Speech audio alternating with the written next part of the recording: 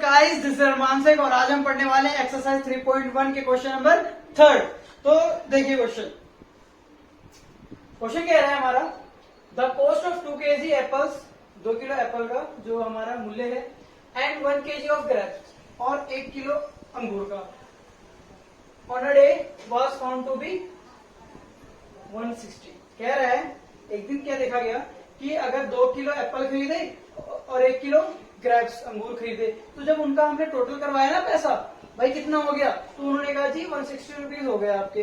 ठीक है, after month, 1 महीने बाद क्या हुआ, 4 किलो एप्पल दोबारा लिए भाई, 4 KG Apple and 2 KG grapes. 4 kilo Apple लिए और 2 किलो क्या लिया हमने, अंगूर लिया।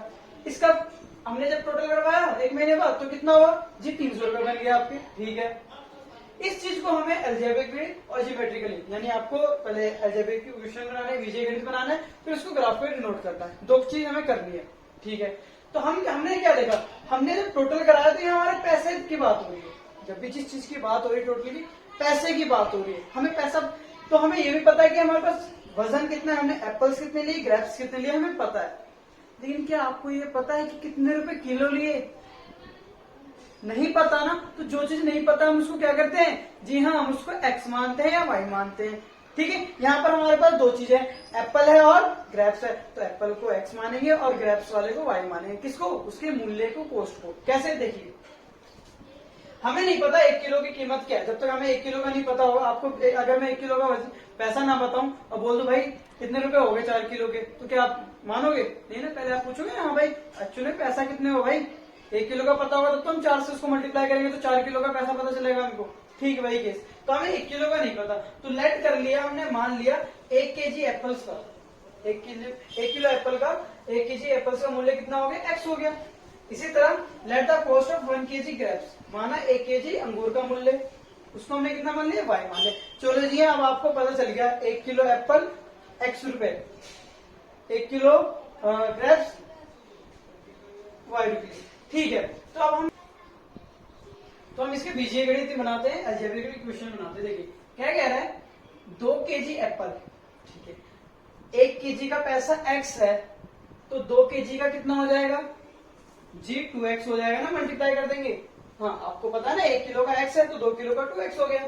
इस तरह 1 केजी ऑफ ग्रेप्स, तो ग्रेप्स का मूल्य कितना है, 1 किलो का वाई रुपए लगता है आपका, तो यहाँ 1 ही किलो की तो बात हो रही है, तो वाई रुपए ही लगेगा। क्या करवाओगे आप, जब आपने 2 किलो एप्पल ले लिए इतने रुपए का, 1 किलो अंगूर ले लिया, ग्रेप्स ले लिया 2 रुपए का, भाई टोटल कितना हुआ, तो इनको क्या करोगे, दोनों के पैसे को प्लस करवाओगे और भाई टोटल कितना हुआ, तो वो बताएगा भाई आपका 160 रुपए हो गया, ये बोलेगा ना वो। तो जी हाँ, ये बन गया आपकी एक इक्वेशन। ठीक है, सेकंड केस क्या कहता है, जो हम 1 महीने की बात करते हैं, 4 केजी एप्पल, तो देखो 1 केजी एप्पल का मूल्य एक्स है, कॉस्ट एक्स है, तो 4 किलो का कितना हो जाएगा, 4x हो जाएगा। ठीक है, और 2 केजी ग्रेप्स, 1 केजी ग्रेप्स का जो कॉस्ट है हमारा y है, तो 2 केजी ग्रेप्स का कितना हो जाएगा जी, 2y हो जाएगा, हो गया। अब क्या कराओगे, ये हमारा पैसा किसका आ गया, सेब का, और ये आ गया हमारा अंगूर का, दोनों को क्या करोगे, प्लस करवाओगे जी, कितना पैसा होगा टोटल, तो टोटल पैसा हो गया जी आपका 300। ये आपके आ गई 2 इक्वेशन। मैंने आपको बताया था आप इस इक्वेशन को छोटे भी कर सकते हो। कैसे कर सकते हो, देखो ये भी पूरा 2 से डिवाइड हो जाएगा, ये भी पूरा 2 से डिवाइड हो जाएगा, ये भी पूरा 2 से डिवाइड होगा, तो कर सकते हो आप, कोई दिक्कत नहीं, कर दो। तो यहाँ मैं क्या कर रहा हूँ, इसको भी 2 से डिवाइड कर देता हूँ, इसको भी 2 से डिवाइड कर देता हूँ, इसको भी 2 से डिवाइड करता हूँ।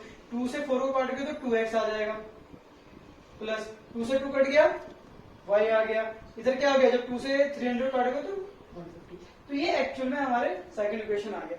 आप इससे भी सॉल्व करते हैं तो कोई दिक्कत नहीं, उससे भी आंसर आता है आपको, लेकिन चीजें तो छोटी हो जाती है ना, तो करने में आसान हो जाता है। ठीक है, ये था हमारा अलजेब्रिक इक्वेशन, हमने बना दी बीजगणित। अब हम इससे क्या बनाएंगे, ग्राफ बनाएंगे।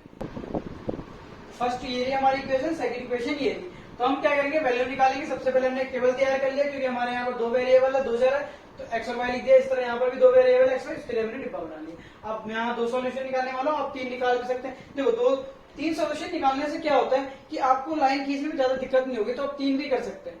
ठीक है, हम यहाँ 2 सॉल्यूशन निकालेंगे। देखिए, तो क्या मैंने हमेशा आपको बताया, कुछ ऐसी वैल्यू लिखो जिससे आपके डिजिट भी छोटे हो जाए और ज्यादा डिफिकल्ट ना हो। तो देखो अगर मैं यहाँ पर x पे 0 रख दूं तो ये आपका कितना आ जाएगा 160 आ जाएगा। तो आप कर दो, ये कोई दिक्कत नहीं। x पे मैं क्या कर रहा हूँ 0 रख रहा हूँ, तो हमारी इक्वेशन ये आ गई 160। हम इसी के रेंज में रखेंगे सारी चीज। तो ये तो पूरा 2 को जब 0 से मल्टीप्लाई करूंगा तो y इक्वल टू 160 आ गया, और ये तो पूरा 0 हो गया, और 0 जब किसी के साथ ऐड होता है तो उसकी कुछ वैल्यू नहीं होती। y हमारा कितना आ गया 160 आ गया। ये कितना आ गया हमारा 160 आ गया। अब मैं अगली बार क्या कर रहा हूँ y को 0 रख रहा हूँ, क्योंकि आपको पता है 0 होगा तो ये इधर जाके डिवाइड हो जाएगा, आसानी से सॉल्व। 0 का कॉन्सेप्ट हमेशा याद रखना है 0 करने का, जिससे आपका आंसर कभी गलत नहीं आएगा। तो y पे मैं क्या रख रहा हूँ 0 रख रहा हूँ। ये हमारी इक्वेशन है 2x plus Y equal to में 160। तो x को हम कुछ नहीं करेंगे, y पे कितना रखेंगे जी 0 रख दिया हमने, ठीक है। ये 0 आया तो गायब, खत्म, कुछ कहानी नहीं होती इसकी। ये हमारा 160 आ गया। ये मल्टीप्लाई हो रहा है तो क्या करेगा डिवाइड, गुणा वाला तो जाके क्या करेगा जी भाग करेगा। ये लो जी भाग कर दिया।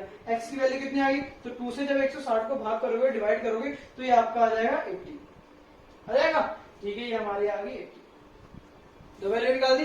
सेम इस तरह हम यहाँ पर भी दो वैल्यू निकालते हैं। तो यहाँ पर भी मैं क्या करता हूँ x पे 0 रख देता हूँ एक तो, ठीक है। तो जैसे मैंने x पे 0 रख दिया तो हमारा काम इजी इक्वेशन है, इसको सोल्व करने में आपको कोई दिक्कत नहीं होगी। x को 0 कर दिया हमने, y इक्वल टू 150, ये पूरा 0 हो गया, और 0 को जब प्लस करते हैं तो वो कुछ नहीं है, y हमारा कितना आ गया 150 आ गया। फिर इस बार भी मैं क्या करता हूँ, देखो अगर मैं इस बार अगर इसको 0 कर दूं y को, तो ये भी डिवाइड करेगा तो कर दो, y को 0 रख दो, कोई दिक्कत नहीं होने वाला, आराम से डिवाइड हो जाएगा। तो इसे आपको सोच लेना है, ठीक है। प्रैक्टिस से अपने आप सब कर लोगे, आप कोई दिक्कत नहीं। 2x प्लस वाई को हमने 0 कर दिया तो 0 तो कुछ होता ही नहीं। 2x इक्वल टू में क्या हो गया 150। ये मल्टीप्लाई इधर डिवाइड करेगा, गुणा इधर क्या करेगा भाग करेगा। अब जब 150 को जब आप 2 से डिवाइड करोगे कितना आएगा, इससे जब डिवाइड करोगे तो आएगा 75। यहाँ आ गया हमारा 75। तो ये हमने वैल्यूज निकाल ले। अब हम इसको पुट करते हैं ग्राफ के ऊपर। तो यहाँ पर अपने हमने ग्राफ बनाया है, ये हमारा 2 वेरिएबल का है। जब यहाँ पर 2 वेरिएबल दो चर है तो हमारा ग्राफ भी कैसा होना चाहिए 2 वेरिएबल का दो चर का, जहाँ एक एक्स एक्सिस होगा और एक वाई एक्सिस होगा। यहाँ पर हमने देखा जो हमारी डिजिट आई है वो सारी पॉजिटिव है, तो हमने पॉजिटिव वाले क्वाड्रेंट को बना रखा, क्योंकि ये दोनों सारे पॉजिटिव, तो इस क्वाड्रेंट में इस घर ये जो हमारा है क्वाड्रेंट, इसके अंदर सारे लाइन करेंगे। माइनस के अंदर कुछ भी नहीं आएगा, इसलिए मैंने इसको पूरी वैल्यू पुट नहीं की, ठीक है। अब हम पुट करते, देखो एक्स पे 0 ये रहा और y पे 60, ये आपका 060 आ गया। जी हाँ, ये आपका 060 पॉइंट आ गया, ठीक है 160। अब ये 0 y पे 0, x पे 180, सॉरी 80, तो x पे 80 ये रहा आपका, ठीक है। ये हमारा क्या है x पे 80 और y पे 0 है ना। देखो x के ऊपर 80 है और y के ऊपर क्या है 0, वो ये पॉइंट होगा हमारा, हो गया। इसको मैं मिला दूंगा, जैसे ही आप इसको मिलाओगे ये कुछ ऐसा बनेगा। आप ग्राफ पेपर का यूज करें कभी भी प्रैक्टिस करने के लिए, कोई भी मिस्टेक नहीं होगी और प्रैक्टिस भी हो जाएगी आपके एग्जाम की। ये हो गया। अब इसको देखो x पे 0 ये रहा और y पे कितना है 150, तो 150 कहाँ होगा, देखो ये 140 है तो 140 के बाद यहाँ पर होगा आपका 0 150, ठीक है। मैंने यहाँ पर गैपिंग 20-20 की ली है, कोई दिक्कत नहीं।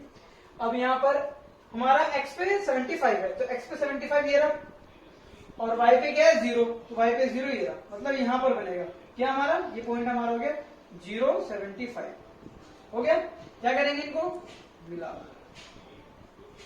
ठीक है। तो ये हमारा कंप्लीट होता है ग्राफ। ये जो इक्वेशन हमारी आई है, ये वाली ये जो ग्राफ है हमारी, ये है 2x plus Y equal to 160 की, और ये जो हमारी ग्राफ है ये है हमारी 2x plus Y equal to 150 की।